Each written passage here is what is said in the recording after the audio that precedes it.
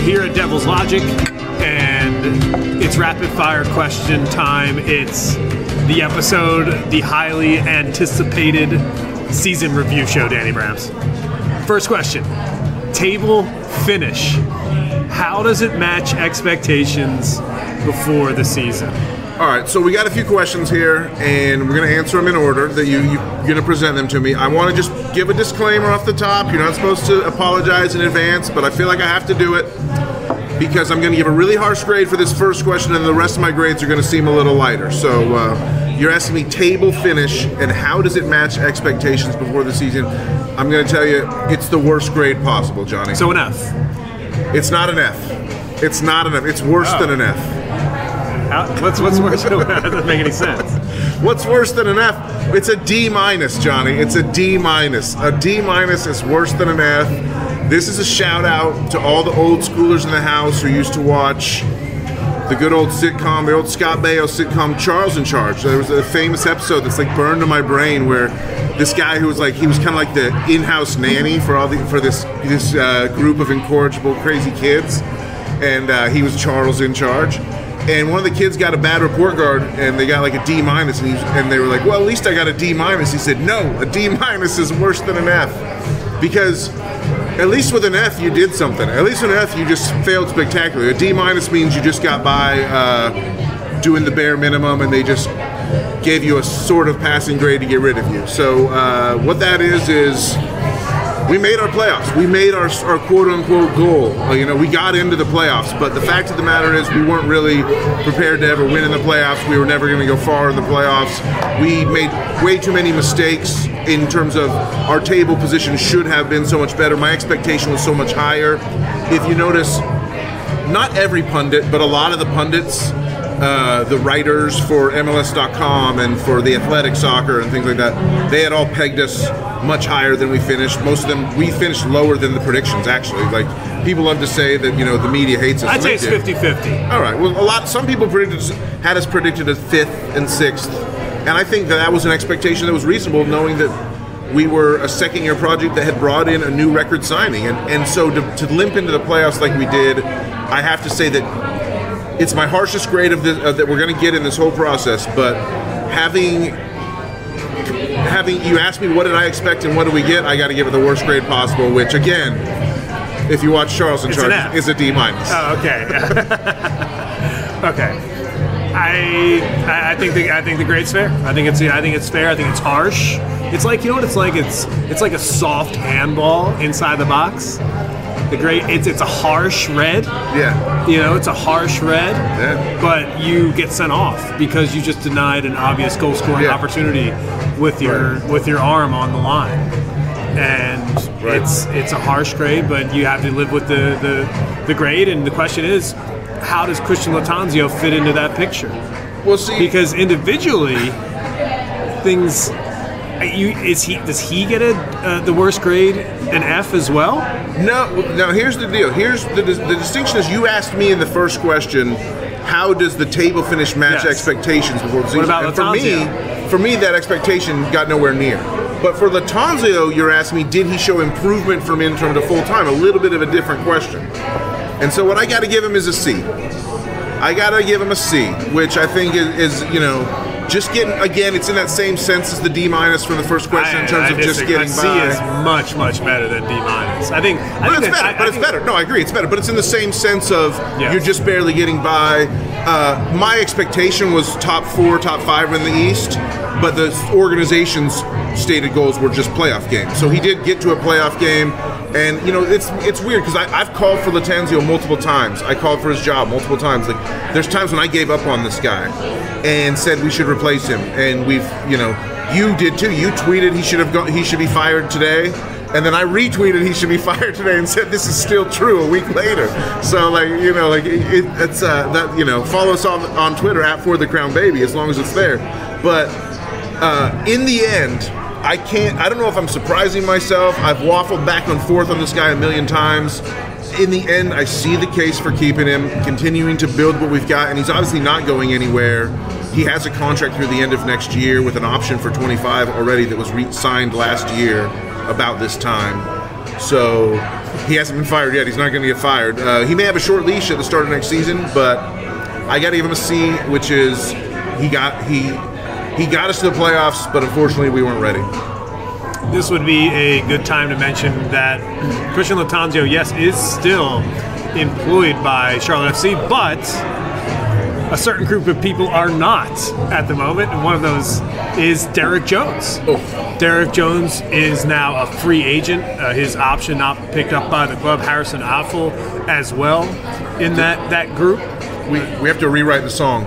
Derek Jones is going, gone. The option to resign him could be out there. We love you, DJ. Yeah, I hope he's a free agent. But it was funny that in the release they specifically stated we're working to re-sign Justin Meram, who's out of contract at a lower salary than last year. Derek Jones is a free agent. They didn't say we're actively working to re-sign Derek Jones like they did with Meram, unfortunately. But. So that C rating keeps Christian Latanzio around for yet another season. Yeah. With Charlotte FC. Yeah. He's going to be back next year. The question is, how short will the leash be? And the man who should be able to make that decision or be part of that decision-making process would certainly be the sporting director, because the sporting director is somebody, Zoran Krneta, who puts players in place for the manager then to use. So I think the way this organization works is that Zoran Krneta holds a higher position than the manager, former interim manager Christian Latanzio does. Forever interim in your heart, isn't he? So you want me to grade the sporting director? Well, first let me talk.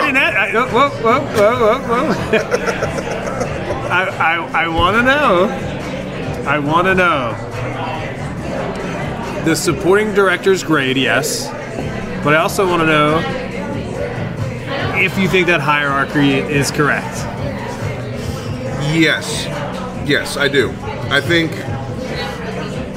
that Zoran is more in charge. I don't know. I mean, so I think they work together. I think they work in different spheres, but I think that as far as hierarchy, yes. I mean, are you talking about like who would get let go first? I mean, is that where we're getting at? Who's David Tepper calling to fire the other one?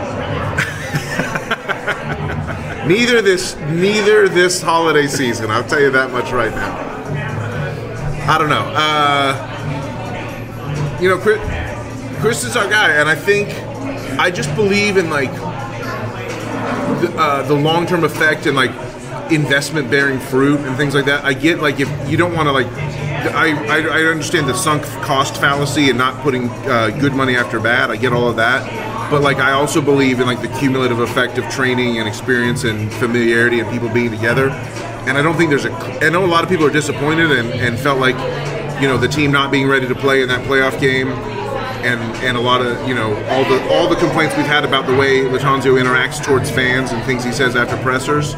But like even with all of that, there's no clear-cut reason to fire this manager. There's just not. There's no like he has to go for this reason. It's more a lot of like we're just not happy with the way things have gone, and we just got on the wrong end of a lot of outlier results, man. I mean, is it Latanzio's fault that Diagra fouls Nashville in the box in stoppage time? And we lose 2 points there. I mean, it's not. We finally reached the point of the podcast where we disagree, which is a fantastic point of the podcast, because I think that you could clearly point to the second half of the playoff match. And you could see Patrick Agyemang's impact on the match, and you can blame the manager for never playing the best player on the squad. So, from that point of view, couldn't you ask yourself, like, is this who's making the decision? Is it the sporting director or is it the manager? I think both of them live and work and came up in a soccer tradition where your $5 million plays over your $5 million striker gets minutes over your $500,000 striker. That's just the way it goes. $500,000? Yeah, sorry. You mean $78,000? Yeah, $50,000. I should have said. Fuck, I don't know. $50K and some change for sure. Which they did, they did re-up Ajimon. You notice, DJ and Miram are out, and a few other guys, and Gaines is gone, sadly. Oh, the club is very happy to take on Patrick Ajimon's option because it's pretty cheap. I would hope they would do right by him and give him a little bump, just a little end of year bonus. I hope they would do right by him and sign him to a new deal that makes him feel like he is here for the long haul and he's the future of this team at the striker position. We got to negotiate with Justin Miram first. But I did want to ask the sporting director rating for what it's worth. Sure. Was the roster good enough? I think the roster was good enough. I think we got undone by bad mentality, poor composure, and bad luck. I mean, that's you can put that on the manager more than the sporting director, I think.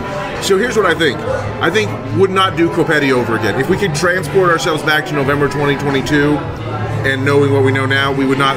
We would just not sign Copetti. And it's not that's not necessarily an indictment of him. It's just that you know now that the resources could have been better spent on a number 10, a Reynoso style or a Carlos Gil style number 10, and keep Carroll up top all the season. Like, we just know that would have been a better way to go now. That's hindsight, obviously, but I'm just saying, if in grading the sporting director, that's the big mistake. That's the big mistake, which we know in hindsight. You're like Captain America in that you'll go back to the past, and you'll say it's better here. Right, right. Stay here. I want to live in November 2022, 12 months ago. Yes. Well, I don't know if I do necessarily, but and we wouldn't sign Copetti, and it's a really interesting and I think a point that you postseason in the season review show to say something like that compared to what the season started like.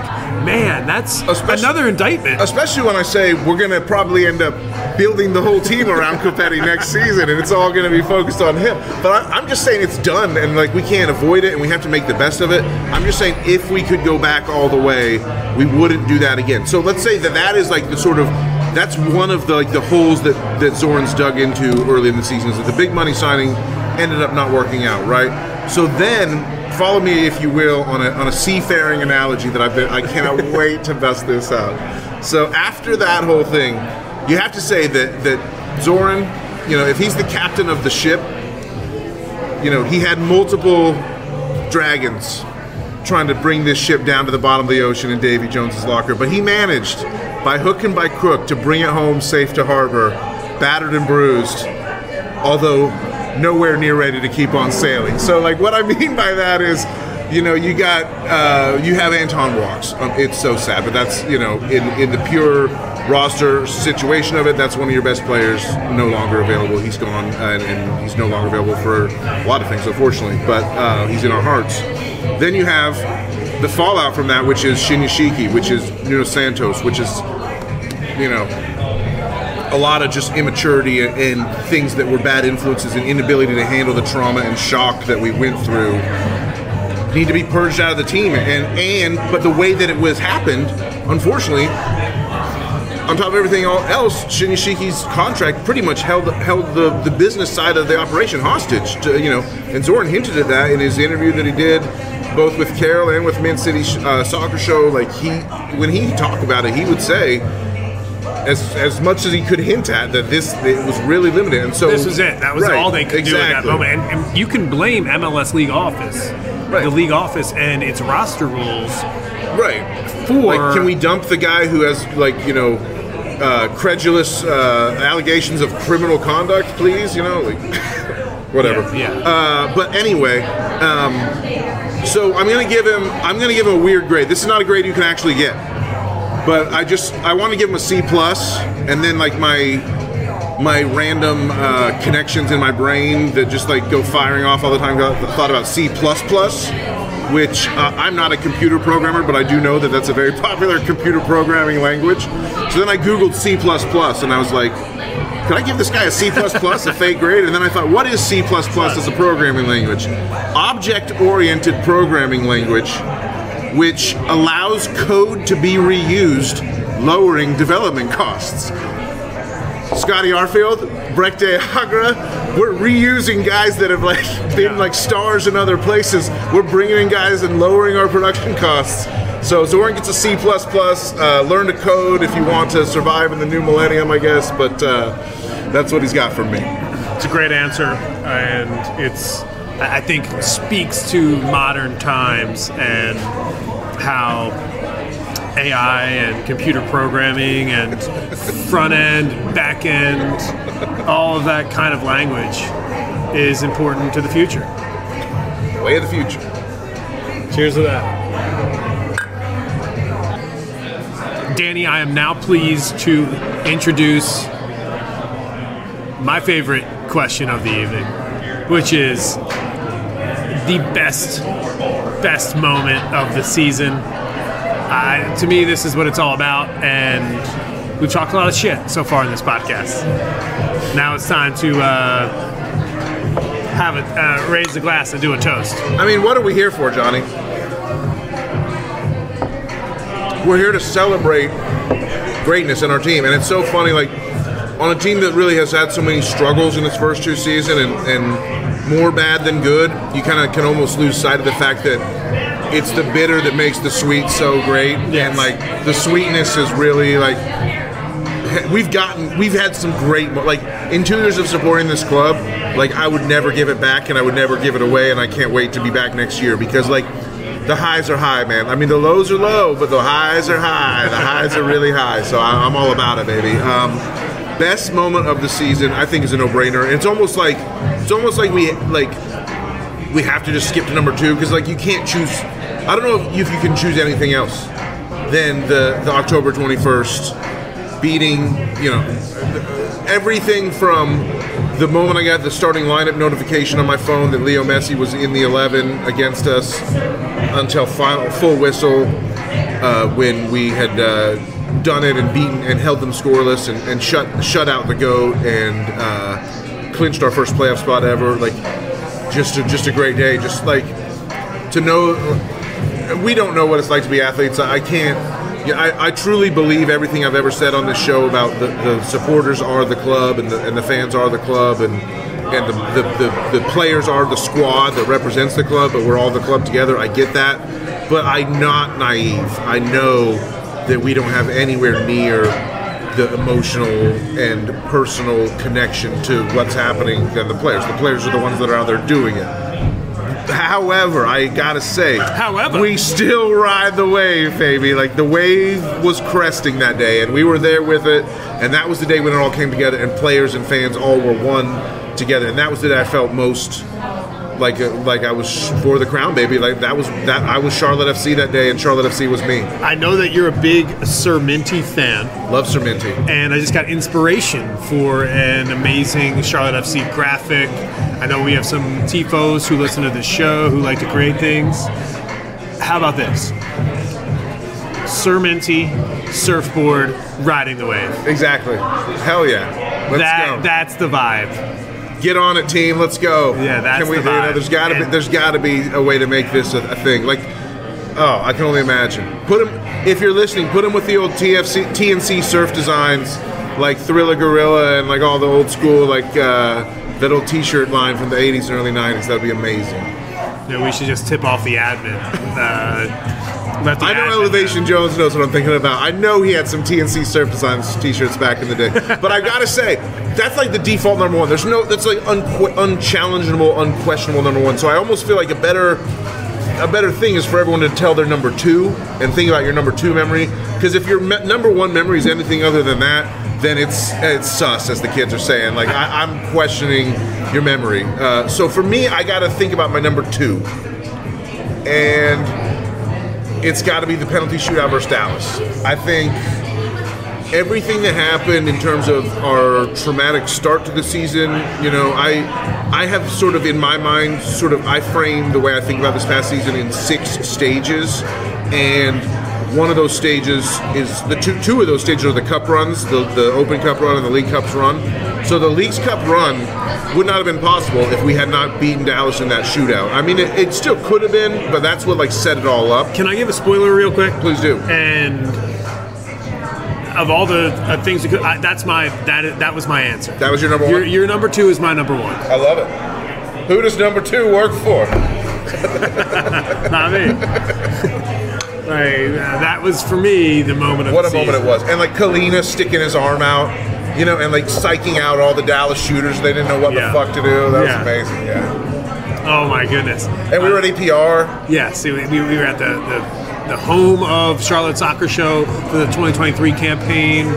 We hung the banner there all season long. Charlotte is a soccer city. It was we laid claim to this piece of land and said it is a soccer city. And as we're recording this, I just can't help but to think about the Charlotte Independents. Up to Jacks, by the way. I hope you listened to our interviews with Coach Mike Jeffries and Gabrielle Oberton. You're catching us in the middle of this episode, and I'm thinking about that and those interviews and that club, because it's a grassroots. It's all about penalty shootouts. It's a grassroots club. They just had a penalty shootout, and that club is working really hard right now. And Danny, for me specifically, the reason why that PK shootout was the moment of the season was because of there was only one, and you're right. The only other moment where you felt like you were living and dying by the moment was against Miami in the final match of the season. And those two feelings are what it's like to watch a club play in the Champions League final and the World Cup final. Those feelings, they come. Those matches, they arrive. Right. And in those moments, that's when you feel something. And people are going to say, oh, you can't compare MLS to the Champions League final. Like hell you can't. It's the same to me. The MLS matters a lot more to me than the Champions League final. Like this, I'm Charlotte. I'm fucking Charlotte till I die. Like I don't give a fuck about Bayern Munich. Like, sorry. But anyway, sorry, Ryan. Yeah, my bad. Where the hell have you been? Listen, the best thing about that Dallas shootout and the messy moment is that the start of something and it's the beginning of something. I feel like our season went in a stage where stage one was we were just trying to keep our head above water. Stage two was we were trying to learn how to figure out what we had. That was our first run of a bunch of draws that was then later matched by an even longer run of draws. The Open Cup run. But the Open Cup run got us there. Did we play in the Open Cup quarterfinals? Yes, we did. We played in the quarterfinals against Birmingham. But what the Dallas game was like after. I think the Open Cup run was a disappointment, 100%. I hated the Open Cup run. That was a negative thing for me. Although there were some lessons learned, and then we had a run of draws again, and so what the Leagues Cup run, what the Dallas win and the Leagues Cup run started was then finished in beating Messi and Miami. Like the Leagues Cup run was Scotty Arfield's here. It's like Brecht Jagger is coming. It was like the team sort of took its true form, it was built there, if you will. Yeah, it was almost like a preseason tournament. And it was like, let's go out and win it. Let's play some games with our backs against the wall to know what that feeling is like. To know the feeling of lose or if you win or go home. Who's got the nerve to play? And then at the end of the season, when we're playing win or go home games, we could call upon that experience. And then the only thing and then what happens is you're down 3-0 at halftime on your playoff match. Well, again, the ship was steered safely to harbor despite many sea monsters out there. However, it was not ready to sail again. I'm going to continue to say that. Yeah. The next question is somewhat of an insufferable one, and I hope you enjoy talking about it. You're about to put me on the spot. It is the day after Halloween, which I believe is All Saints Day. It is. So, November 1st, my birthday month. What did you get me, everybody? What did you get me, TFOS? It's the worst moment of the season. I take gifts in all forms of green. There's so many lows when you're riding, when that wave comes crashing down like it did so many times, Danny, against Charlotte FC this year. Yeah. The start of the season, you limp out of the gates. You ask yourself, we were asking if Christian Latanzio was the right man for the job, probably 22 days into the season, and it started that early. And for me, the worst moment of the season, it's tough, but for you take it all the way back to this one was pretty easy for me. This was surprisingly easy for me. Yeah, I like that. What you have to do is go back listen to our preseason episodes. What you're going to hear is some of the greatest soccer podcast hubris in the history of soccer podcasts. I mean, I was puffed up chest to the core. I thought this team was like a lock for a top 4 spot in the East. I thought we had done everything we needed to do, and I believed we were going to take this league by storm. I thought year 2 of Charlotte FC was going to be just an absolute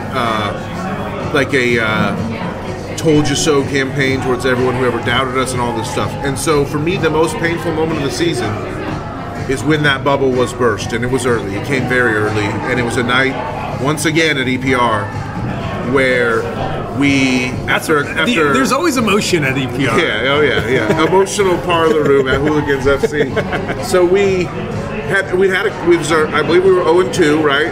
But we were going to St. Louis, and it was like, okay, we took 2 losses on the chin, but we're gonna settle the score. We're gonna get this thing done and get right against this expansion team that sucks. We might put 10 goals against them. They're horrible, you know. And we're gonna own their new stadium. We're gonna kill them in their new stadium. And we went up 1-0, and Enzo Copetti, our new DP, scores a header, and like everything is like amazing. And it's like, oh, Charlotte FC is real. Like everything, just even though we lost a couple games early. We lost to New England in the opener. Sorry, the St. Louis was the second game, so we were 0-1, not 0-2. Even though we lost to New England in the opener, we're going to go on the road, we're going to win. That doesn't matter. This is about the moment. Get the campaign started. Fuck St. Louis City FC, United Rovers, Dog Food FC. By the way, you were the ringleader on all 100% of that. was. I steered into the skid on it big time. I was driving the bus. I was lumping. You know what? I was like tossing coal into the steam. Let me interject here. I really appreciate this self-reflection from Danny Brands here on the show right now. I mean, this is a seminal moment. Well, and this is the point of the season review episode. That's what made it the worst moment of the season, is because that's when I was at my highest high. That's when the wave crested, and then the whole rest of the season was me just trying to get back above water. But like when I first went underwater was that second game of the season, and St. Louis showed us what it was all about, and it was like we still have not caught up to the standard that they've set. They won the freaking West in their expansion season. Like they did look horrible in their first playoff game. It's hard to win a playoff game even at home, but.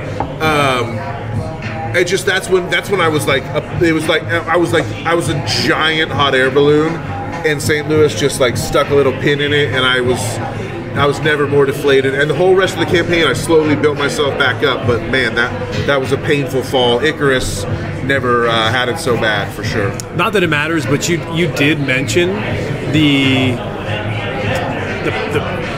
playoff loss, and whenever you're listening to this, who knows what happens in the rest of that series.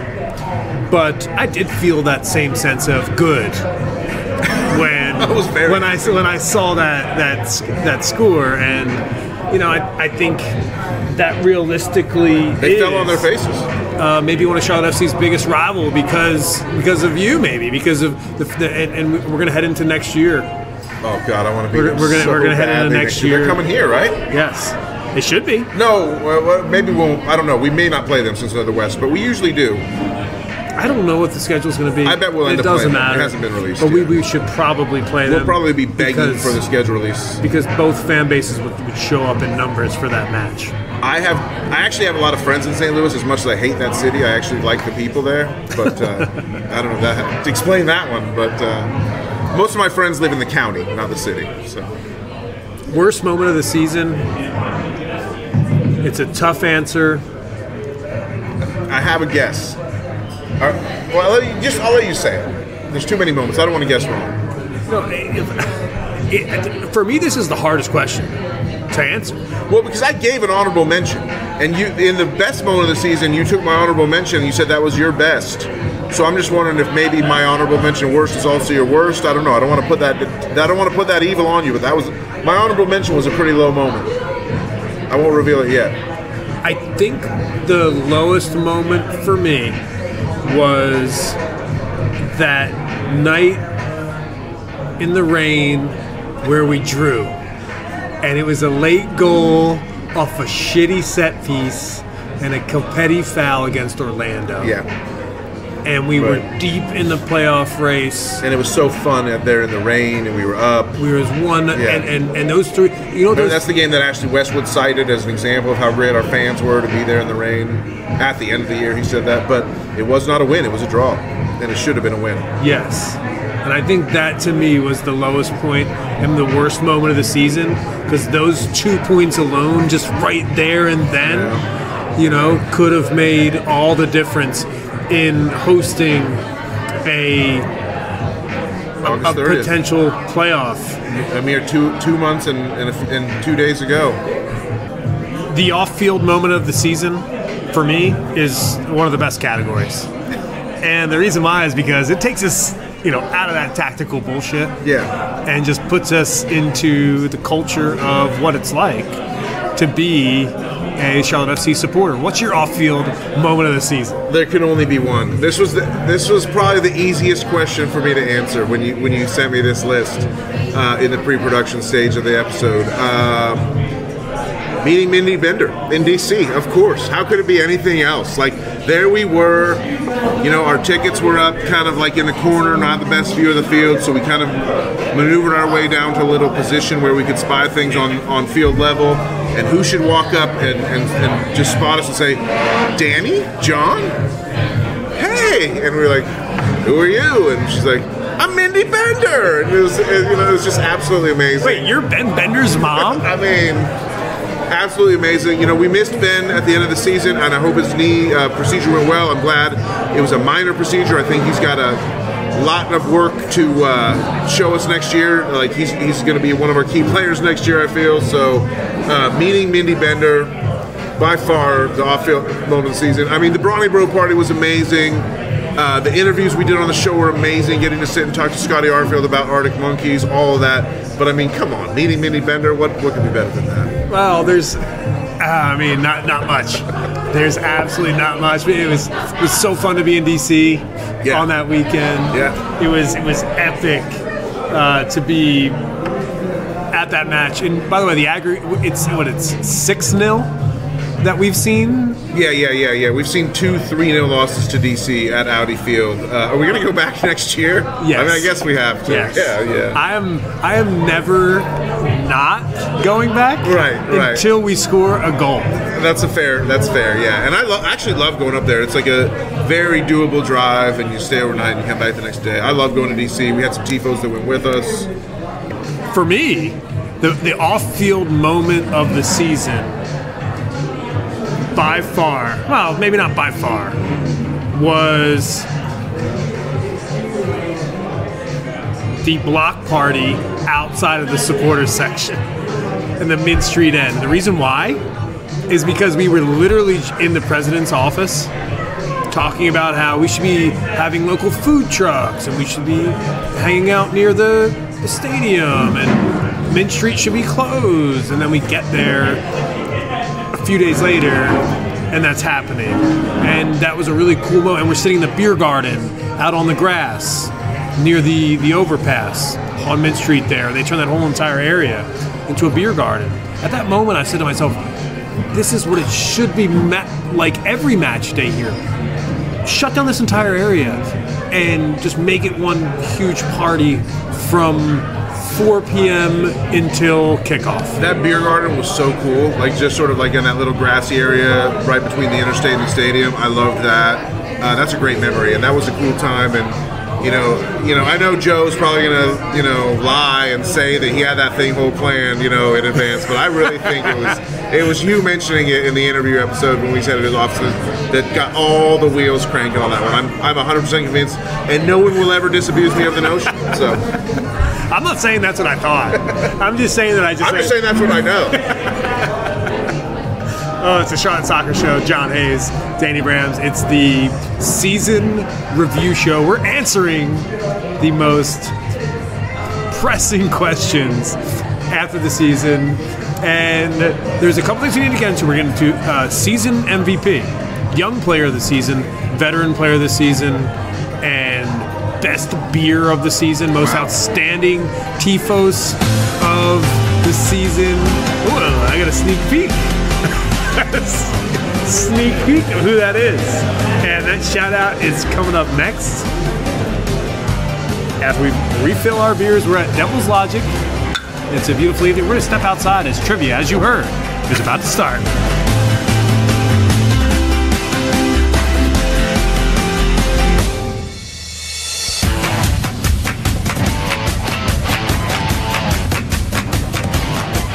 Luckily for the folks at Devil's Logic, Danny Brams left the trivia competition this evening, and they will not be dealing with the Trivia King.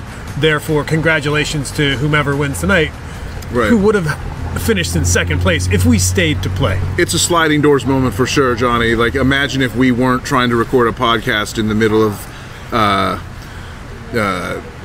this guy's trivia game. We could have stayed at Devil's Logic, but we are no longer at Devil's Logic. We started this episode at Devil's Logic, and we are no longer at Devil's Logic. And yes, I would have won the trivia game because the questions were I actually liked the questions he was asking, but his really annoying, like, PA announcer, like, hey, it's a trivia magic, and we're going to pay our bar tabs with our brains tonight. Imagine that. We had to get the hell out of there. So we did, and we ended up back here where it all started on Elizabeth Avenue, where everything always starts, and some things also have to come to an end. Was our first ever official episode here taped at Big Ben's? I know we did the trailer uptown, but where did we tape our first episode? Was it here at Big Ben's? I don't believe so.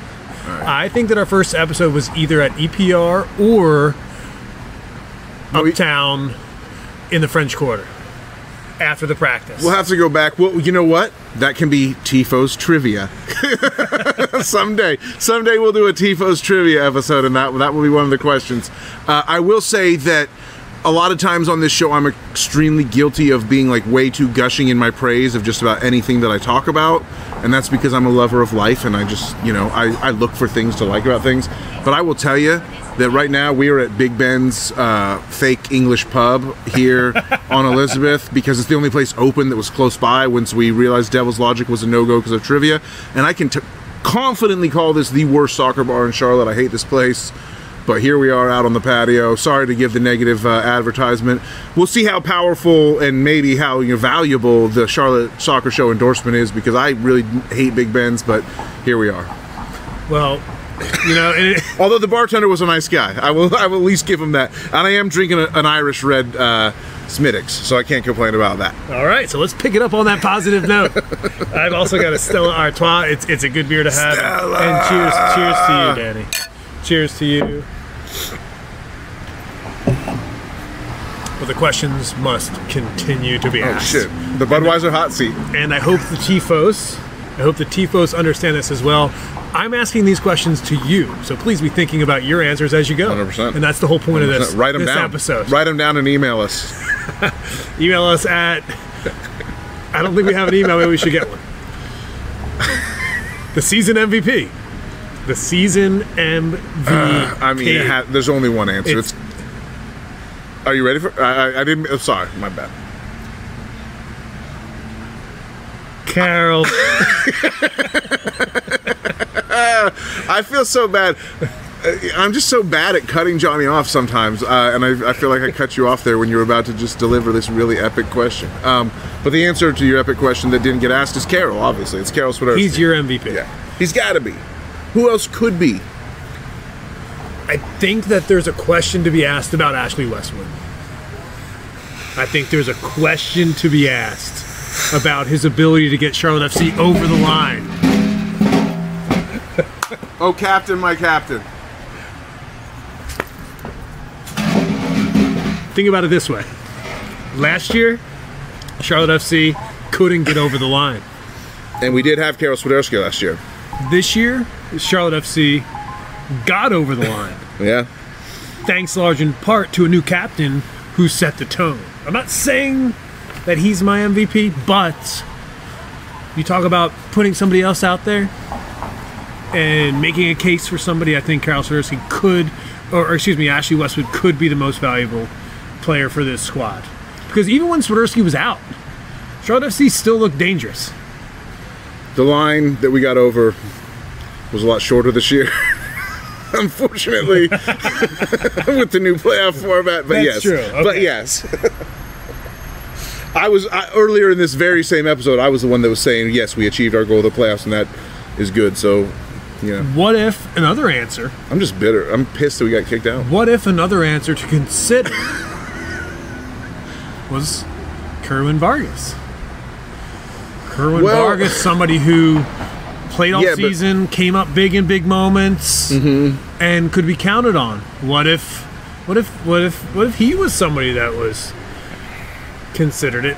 We don't need to get into the stats of this because the stats are. I think Kerwin lost his chance to become the MVP because Laddie Daddy decided that he didn't belong in the starting lineup over. Oh, thank you so much. Other people. I appreciate you bringing those out. You guys enjoy. Thank you. So, I don't know. I'll tell you what, though. In the most important games of the season, maybe I'll share this document with the TFOS. I've broken this season down into 6 key stages, and stage 6 is the furious finish, and Kerwin Vargas is certainly the MVP of the furious finish, which is the ultimate thing that did get us across that line. Okay, thank you for helping me with that point. But Cal Swiderski's the answer. Yeah, right? Season long, campaign long, it's got to be Carroll. Yes. To be honest, it's the prevailing wisdom that Carroll's going to leave. Closer than the experts think. Not so fast, my friend. I don't know if we can really bust that out. But guess what? He's not gone yet. We haven't sold him yet. So should we acknowledge the reports about Karol Swiderski's links with Napoli? No, because I think it was kind of a trap question of someone was like, hey, would you like to go play for Napoli because they need players? And he was like, who wouldn't want to go play for Napoli? Let me put an end to this, right? I'm not sure Napoli knows who Karol Swiderski is. I'm not sure they do. Yeah, I mean, I'm really not sure they do. I mean, Napoli featured Chucky Lozano, the Mexican international, for the last couple of years, but they signed him from PSV. He's now back at PSV because he didn't work out at Napoli. So, yeah, I don't know. I don't know, but I'll tell you this much. Carroll's not gone yet, and until he's gone, I'm almost getting to the point, maybe we're far enough removed from the off season or the end of the season that I'm just kind of in a little bit loopy mode, but are we sure he's gone next year? Are we sure he's gone in this winter transfer window that's upcoming? Are we sure? I'm not sure. I'm not sure about anything. I'm not sure either. I'm not sure about anything. I am sure about something. And I'm sure that Napoli is not trying to sign Karol Swiderski. Right. That's a sure. One of the reasons is because they have Peter Zielinski is one of their main midfielders, and he's on the Polish national team with Carroll. That's kind of why this whole topic came up. Napoli, I believe, the defending Serie A champions. I don't pay much attention to farmers leagues like Serie A, so I couldn't tell you for sure, but I will say that Carroll's probably not going to Napoli, and if he does, he will not play very many minutes at all, so he should not go there. Not the best place for him, and if I was his agent, I would never in a million years tell him. Hell no. If you're his agent and you send him to Napoli, that's your last contract. That's your last commission you're ever making. You made my point eloquently there. In so far many fewer words. Next question. Young player of the season. This one's exciting. For me, I'm going to go Kerwin Vargas. I just mentioned him. He could be possibly the MVP. For me, he's the young player of the season because young players must be protected at all costs. And Kerwin Vargas is absolutely that. He's somebody who has a flair for the dramatic, somebody who has a flair for the big-time goal, somebody that, in my opinion, should be leading Colombia at the World Cup at some point in the next state season. Exactly. They don't have anybody else, James Rodriguez is not walking through that door. I love it, and this is a rare case where I'm always going to stand for my own answers. I'm always going to think my answers are the best. But this is a case where I have to admit that your answer is better than mine because Kerwin Vargas is the correct answer. But my answer is just a pandering. Let me just throw out a we are. Yeah, exactly. he's the man. Privet's my young player this season purely by accident. Yes. If you remember, Yes. he was never supposed to play at all. No. And he subbed in at center back due to an injury to Bill Tuiloma. Yep. And the rest is history. He was a center back for the rest of his days, but that was never the plan. He was in the 23-man squad on an emergency basis, and he ended up on the pitch on an emergency basis. And shout out to him for never giving it up. He knows what to do. I don't know. I don't see Privet becoming our part of a center back partnership that lasts in Charlotte for the next 5-6 years. I don't see that happening. But goddamn, thank God we had him this year. It's a tough thing to say here, but it comes to mind, and I'll always be forthright on the show, and that's I'd love to see Andrew Privet playing center back for the Charlotte Independents. If they get promoted to the USL Championship, yes. Well, yeah. And if they, I'm just saying. I mean, we know they're the best. They're a championship club in USL 1. Everybody knows that about Independence. But it would just, like, I don't want to see Privet drop 2 levels. The kid's good. He proved he belonged in the league, but he got absolutely abused by Elias Manuel. I'm just talking about my personal fandom. Yeah. Right? I'm talking about... You want to keep him in town. You want to keep him in town. I'm a Charlotte FC supporter, and I'm a Charlotte Independence supporter. Obviously. Yeah. And if Privet's not going to play for Charlotte FC, you know who I want him to play for? The Charlotte Independence. Right. Like, it's really that simple. Or coaching the Queens Royals. Yeah, you know what? Getting in there and working with those kids over there. By the way, congratulations to Queens' first ever A-Sun championship appearance. Headed to the NCAA tournament? Cannot. Ineligible. Queens is ineligible, and the reason why... This is a great tangent. I didn't plan this tangent, but I love it. Because when you go from Division 2 to Division 1, you are automatically ineligible for 4 years. Let me tell the audience what friend of the show Will Martin is thinking right now. That's bullshit. It is bullshit. Yes, total bullshit. 100%. And it makes no sense. In the past, I remember in the NCAA basketball tournament last season, there was a team that moved up and won their conference championship and could not go to the NCAA March Madness. So Queens is ineligible because of that. Name a worse organization than the NCAA. You can't. Honestly, you would think that is just like kind of a cliche. Yeah. And then you get this far into the weeds. Yeah. And you go, what is actually happening in these documents?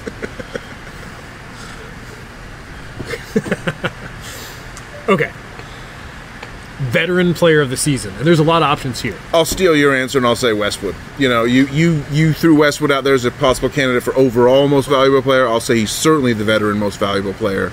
And captain, my captain. What you guys didn't see, while there was a brief pause and sort of some scraping noises about 10 minutes ago in the podcast, that was when John first mentioned Ashley Westwood, and I decided to stand up on my chair, Dead Poet Society style, and captain, my captain it. But it was a beautiful moment. I'm not going to do that again. But I just did it mentally. I just did it 3 times in a row. So I love the gemstone. I love everything about him.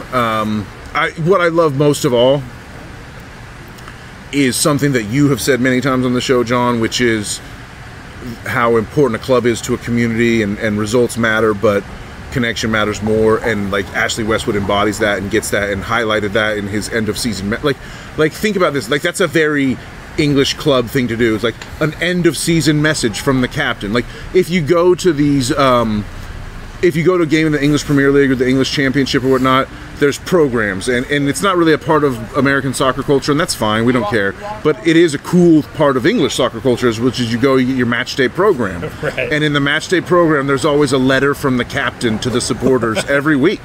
And so getting that end of season letter to the supporters from the captain, from Ashley Westwood, was incredible, and just a nod to English tradition. Didn't try, it's not like he did it every week. It's not like he tried to force this English tradition down our throats. He just is embracing his American adventure with a nod to his tradition he grew up in, and I loved it. It's beautiful. It's very, very well said, and it was I think a nod to his involvement in the 2024 campaign. He is nowhere near done, and he is coming back for more next season. He's coming for next. He's coming. Ashley Westwood is coming for next. I promise. I promise. The funniest part about it is having just like seen him in action. I feel like I can say this with confidence, even though I don't know him as a person. But just having seen him in action, he wore a smile on his face and highlighted all the good things. I guarantee he's going back into the locker room and saying, "You motherfuckers lost in the first round of the playoffs. If you ever embarrass me like that again out there, I'm gonna fucking kill you. Let's go out and win the league next year." Like, he's coming for next. I promise you. His smile masked a fierce intensity that is going to help our team a lot next year. I think Justin Meram has a case to be mentioned here and should be mentioned here, considering his acquisition, the timing, his impact on the squad, his ability to score goals in what you thought was maybe the most surprising moment of the year in that crazy win over Atlanta down in Mercedes-Benz. Right. Justin Meram put balls into the back of the net. And remember when Enzo whiffed that huge chance against Toronto, I think, right? And Meram buried it. Like, if we didn't get it, like, we won that game easily, but we needed that first goal, and Meram got it. So, yeah, I agree. Like, he came up huge in many big moments. And this is maybe an unflattering comparison, but because we've mentioned on the show we plan to do more with dog rescue and like helping foster dogs find homes. There's the cliche in the dog foster dog community of who rescued who, right? You see the bumper stickers, and it's like, who, like, did I rescue this dog or did this dog rescue me? And like Justin Meram was like out there on RSL's bench, lingering, doing nothing on like a mid-tier West team. They're in the playoffs, but they're not great. They probably won't. They're not a favorite to win the cup or anything. He was like not part of their plans at all. The guy who had a pretty good career in Atlanta or Orlando, won MLS Cup with Atlanta, if I'm not mistaken, on their bench, or maybe he played for them the year later. Forgive me. You can fact check me on that, like everything. But he was part of Atlanta's team, and I think he won the cup. Excuse me. He won MLS Cup with Columbus, not with Atlanta. Forgive me. I knew he was a champion. Anyway, he was a guy who was like left for dead, but he still had something to offer. Like a lot of dogs out there that are sent to these shelters that still have a lot to offer. And so, like, when you go and like find this mutual connection of a team that was left for dead, I'm not trying to shit on Justin Meram. I'm just telling you the truth of the facts. As someone who, he was a player that was left for dead that still had a lot to offer, and we are a club that was left for dead that needed a spark. Yes. And the combination was beautiful. Throw your 22s up, and much love to Justin Meram all day. He's a Charlotte FC. He's part of the fucking fabric of Charlotte FC. And I think it's why the club wants to negotiate a contract for next year. I think Justin Meram, if you kind of equate him to somebody, at what stage in their career are they? I would equate him to a Gabby Oberton. Exactly. Somebody who has maybe one more season left to give. Right. And somebody who still has it and is really good to be around in training. It's about how hard is he going to work in the offseason, because like we've heard Gabby Oberton say on this show, it's a little bit harder. Like, once you get comfortable, it's a little bit harder to get the gears turning again at that age, And so, does he have what it takes to work hard in the long MLS offseason and through a Christmas and holiday and New Year's break and come back ready in March, ready to go? If he does, then we better re-sign him. Yes, I agree. I could not agree more. I think he's Charlotte through and through if he wants to be. I think he would really, really like to end his career here with some silverware. Right, and play Orlando 2 more times next year and score against them. Okay, so now I'm so glad that we used that transition to move into what is the let's call this the TFOS segment of the show. Love it. Brilliant. Where if you listen to the show, you know that the best podcast location of the season, the best beer of the season, and the most outstanding TFOS of the season matters immensely. Yeah. And we always say we may or may not be the best podcasts on earth, but we have the best podcast listening audience on earth. Bar none, hands down, doesn't matter. Not a question. Yes. And they follow the club, they love the club, and they're even starting to think about soccer and the city and everything else that's kind of permeating beneath the surface. And these people are the ones that are at the forefront. These ones are the people at the front lines, Danny. Yeah. Soldiers. And the most Soldier. the most outstanding TFOS of the season. That's our final giveaway, right? That's Oh what my we're doing gosh. last. Yes, that's We got a exactly few it. more before we get there. But the best podcast location of the season. So this one was Yes. really tough for me. This one was tough for me. Well, let me go off. Let me go off. All right, go off, King. Let me go off on this King, one. please. Let me go off on this Because we hit, even though this was a year where we established a home base, we also hit a lot of locations. The travels continued. Yes, yeah. We said we were going to be here at Elizabeth Parlor Room here on Elizabeth Avenue, and we said that this was going to be our home for the season, and it worked out that way until we decided to do a summer tour. We did the summer tour, Danny, and the summer tour was absolutely amazing. The summer tour was brilliant because even though we loved everything and continue to love everything that EPR has given us, we had to get back to Triple C. We had to do an episode at Hot Fly. We had to move the pregame party to Hot Fly. We had to expand everything in the city. Even though it's good to have a home base, you can't limit yourself. So we went on the summer tour. It reminds me of the Taylor Swift tour. I know that people across the globe are just absolutely enthralled by what we're doing. 1 and 1A. I think it's Eras Tour, I think was the name of it. And you could say that you and I have lived through different eras. Yeah. We have. No doubt. We certainly have. But I mean, when it comes down to it, though, Johnny, we got to pick favorite locations. Yes, but oh man, the location is integral. You have to understand that when we want to do an episode, we discuss. I think that's why Danny talked shit on Big Ben, because he wasn't expecting to be here tonight. I know, and I hate to be a shit talker, but I have to keep it real. And like I said, I'm super positive about almost everything. So when I feel like I'm stuck somewhere in a place I don't really want to be, I got to mention it. I got to keep it real.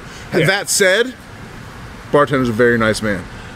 So what I will say is, this is a category where I want some honorable mentions, because I can't, much like once you pop, you can't stop. No one can eat just one. I just feel like once I start naming locations, once I start thinking about memories of fun recordings we had, even up to and including the very most recent new location that we added to the rotation. I'm absolutely blown away by everywhere. The thing is I know Kanye West, way out of favor. He sucks. He's a horrible person. But back in the day, before he absolutely went crazy, he said something that I really liked. That is a code for me. And it doesn't matter who said it, but I'm just saying this is where I got it from. He said, "My life is dope, and I do dope shit." And we don't go to bad locations to record the show. We always go to good places to record this show. You know what I'm saying? So it's tough to pick a favorite because they all rock the fucking house. They absolutely do. So, the answer is... You put me on the spot? Do I give my first answer first and then the honorable mentions? Or do I give the honorable mentions first and then say what I ultimately decided? I think I'll do that. So I need to... No. You need a spot. Well, my spot is kind of boring, but it's a must. I think you need your number one. Can I give my number one? Because my number one, much like number one favorite memory was Messi, and nothing could top that. Number one for me is EPR. And I just said all this wax poetic about how we move it around the town. Yeah. But having a home base, the whole point was I was going to go into this whole long diatribe and then say, but I bring it home to EPR. Because having a home base in a cool spot, the relationship with Matt Morena, the bearded bartender, the way that place. Shout out Beamer. That doesn't feel like this season, but it was. Right. Beamer was an experience that we all had together this season. Now we've got Big Paul, Big Patrick. Sorry. Guest on the show, Patrick. Right. Robbing Peter to pay Paul, but his actual name is Patrick. That's always how I remember it. Sorry, Big Pat. But so EPR is the spot to have a home base and to have the way that it's evolved and the patio's gotten much nicer and the TV's got better, and even though we did lose priority to call it to LSU football in the end, that made sense because I get it. But we had a lot of fun there this season, and we'll be back next season there, no doubt. But then there's multiple so if I had to pick a secondary place, and this may shock you, I don't want to totally blow you away, but my second favorite place, and it may be a little bit of recency bias, but Trolley Barn, the way that we got up on that patio at Trolley Barn and just sort of overlooking like this sort of little walkway with the trainway. Imagine yourself on a perch. Right. And you're in a spot where... with a view into the heart of Charlotte, North Carolina, basically, is what I felt we were doing. Straight up looking north down the light rail, a place that you feel comfortable and you feel like you can wax poetic about soccer. Like, it's almost like you could have painted that picture. We have the perfect view of the skyline. We're overlooking a bunch of people having lunch and happy hours and brunches. We're seeing joggers and cyclists going up and down the trail. We're seeing yoga classes getting out and people walking out into the public square. It's a beautiful thing. Yes. And so I want to go back to Trolley Barn many, many times. That was a discovery late in the season that ultimately shined brighter than so many other places. What can I say? Oh man, my location is Triple C. Always a Triple C, man. I love recording at Triple C. I do. Right. And I dream one day on this show. I really, really do, and I think we have the ability to do this if we wanted to. Is that there should be every match a golden boy of the match. Sponsored by Triple C. They just need to sponsor it. Y'all just need to sponsor it. What I will say for sure, our most important episodes are recorded at Triple C. Yeah, they are. It's like if we really need to get into something. Yeah. It's like, okay, we got to get down to it. Love APR, love all the other places. Triple C, we got to go Triple C. Community Matters is somewhere that really just sticks out as a local spot that just feels right. Right. It's like when you are at Community Matters, it feels like you're wearing your favorite sweater. I love that. You know, it's like that's what it feels like when you're there.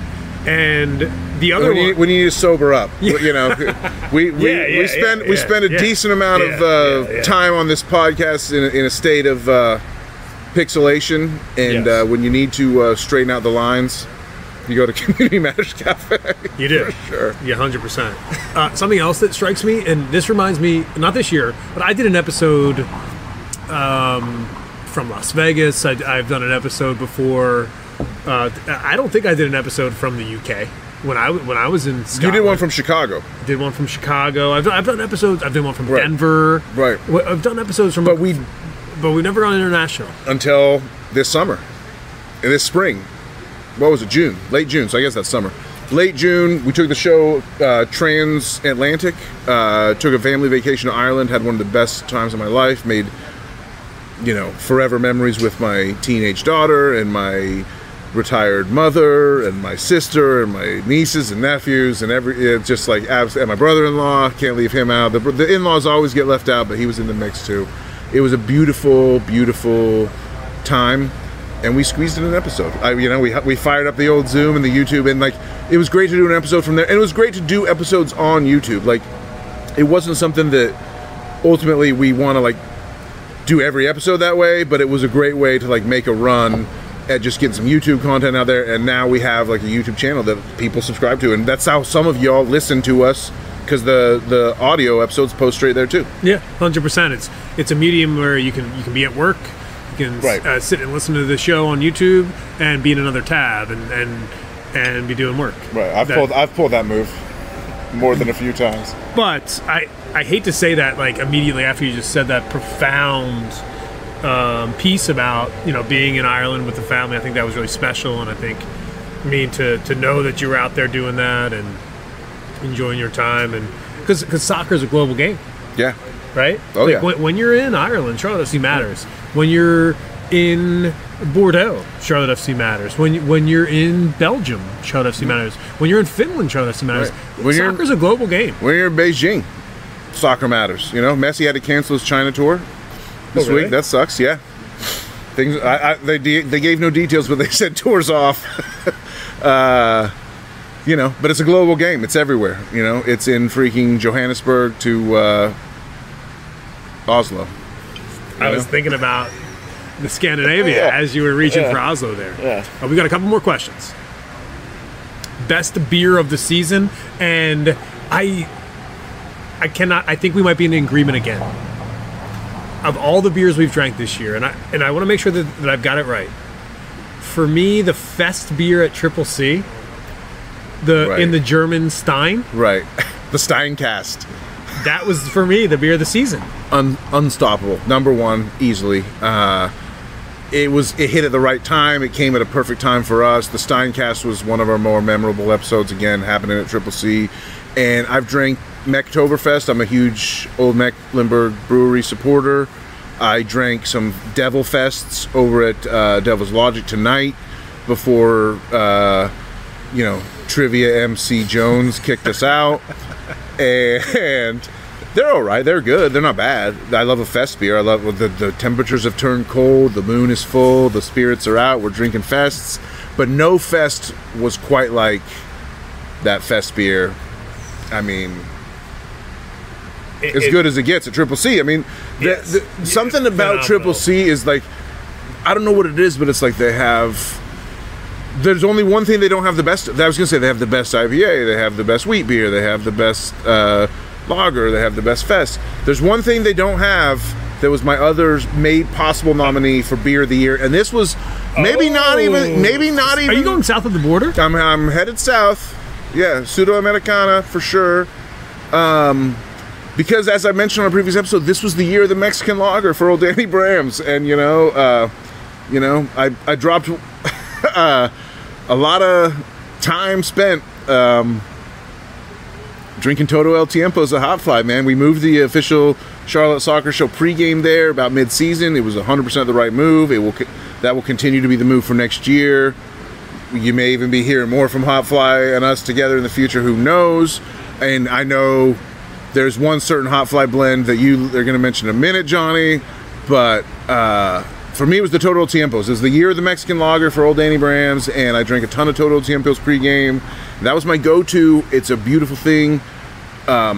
It wasn't the fest beer is number one, but the Todo is right up for the most I drank. I definitely drank more Todos than anything. For what it's worth, I told you earlier that the Brawny Brew, right, the IPA, was one of the beers of the season. I think maybe that's a special category. No, I think that the Brawny beer.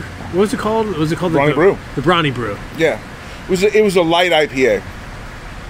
Not bad. It was good. It's really good. Good. It's one of those. Delicious. It's one of those pints you always keep in the fridge. Yeah. You know, if you have but and the reason why it's always there is because it's a special drink. Right. You know, and the reason why I brought up the fest beer is because that is just like a October all month. You are just that lager is yours. Right. And it doesn't. And in theory, we're still in the playoffs. In theory, we have a playoff game tonight at the fucking Fortress. Literally. I mean, it didn't happen, but it could have. You know, man, that just brought the mood. Like, if the mood wasn't already down because you're fucking pissed, we had. But what I'm saying is, you can drink fest beers during next October's Charlotte FC playoff run. That's what I'm saying. Okay. I'm bringing it up. But the Brawny Brew is great, and I would say this: we could do an entire whole episode on how great the Brawny Bro party was and reaction to all that. We could do a whole probably side episode on it if we wanted to. And we did. So go back in the archives and find the Brawny Bro Party reaction episode a couple of months back in this stream. Please. We need, the more people go back and listen to old episodes, I swear to God, it's going to take TFOS to the next nation. Speaking of TFOS, it's the final question of the evening. We finally made it here somehow, some way. This is our third bar of the night. This is my... I stopped counting the beers. I stopped counting everything else. But you've made it. I'm freezing my ass off on purpose. And you get to give one of the TFOS a little bit of shine, and curious who it is. There's just so many candidates, John. There's just so many candidates. The TFOS of the year. Are you kidding me? It's a cool award. You asked me one question earlier, and I said, this is the easiest one of all you asked. Now you've given me this one at the end. This is by far the hardest one. I mean, saved it to the end. There's been TFOs who invited me to their homes and cooked me burgers and barbecue, dry barbecue. There's been TFOs who invited me to the vault and brought me down, front and center, front row, and said, "Hey, Danny Brams, I got an extra ticket to the vault. You want to come with?" I said, "Yeah, of course I do." There's been TFOs who told me that I was their inspiration. There's been TFOs who told me they love me. There's been TFOs who came up to me and grabbed me on the shoulder in crowded settings where I didn't even know, and they said, "Hey, are you Danny?" Mindy Bender is a TFOS. She's a candidate for TFOS of the year. Are you fucking kidding me?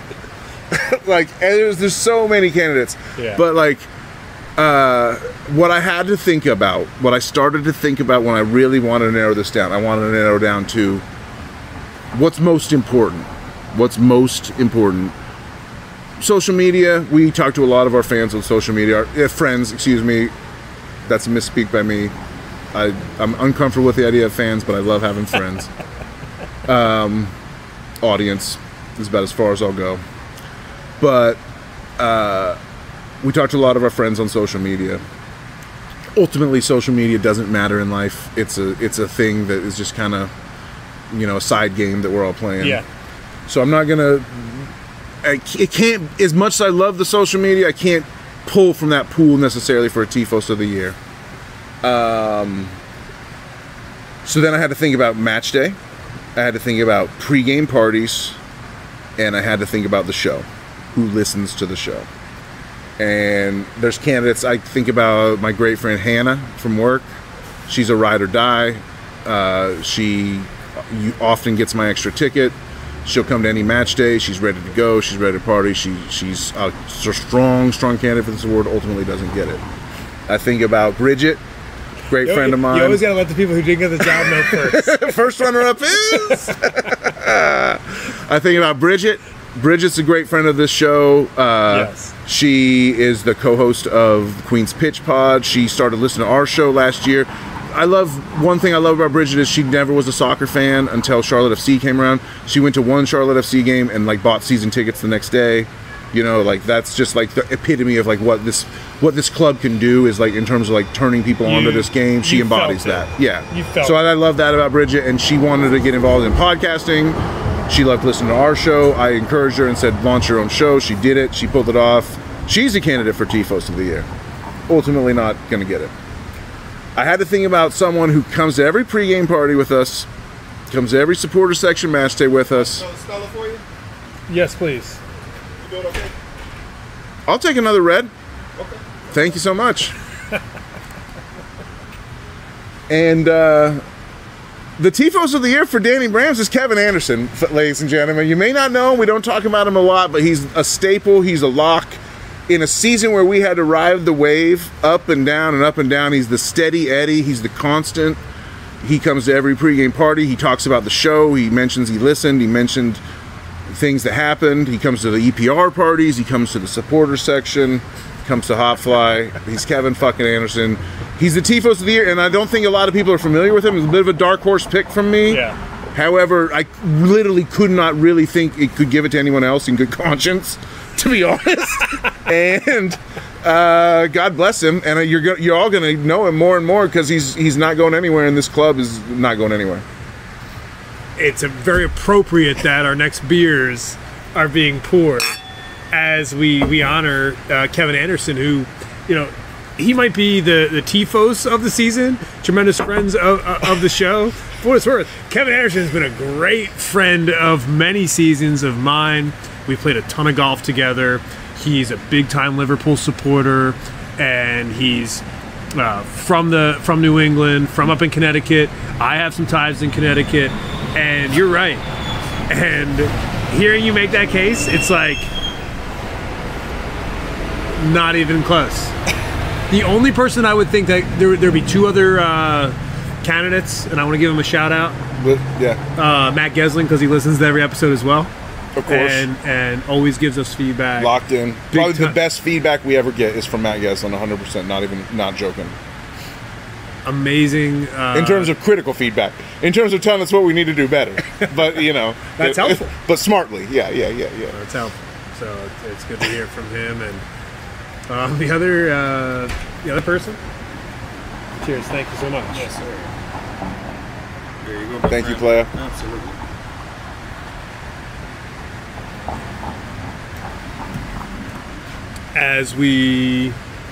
I take it all back about Big Ben. This new bartender is amazing. He's delivering us drinks on the patio. All my negative impressions of Big Ben were based on a previous regime that I now rescind. If you listen this far. accept my dear apologies.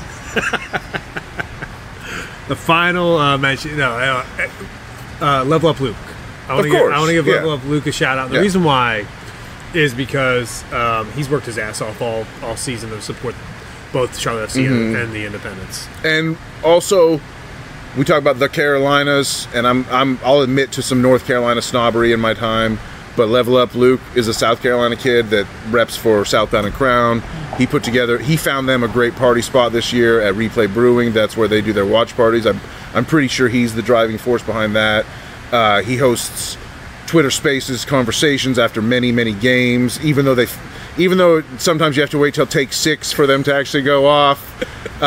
He actually hosted an epic 2-hour Twitter Spaces after the Red Bulls lost. On this patio with a lot of other people joining in and speaking. So Level Up Luke leveled this whole thing up for sure. He gets a shout out. And Brett Thompson gets a shout out too, another of my coworkers I agree. who is like, he's literally like, Brett's like, has every single same qualification as Kevin Anderson for this title, but I'm going to give it to Kevin instead, and Brett is used to that.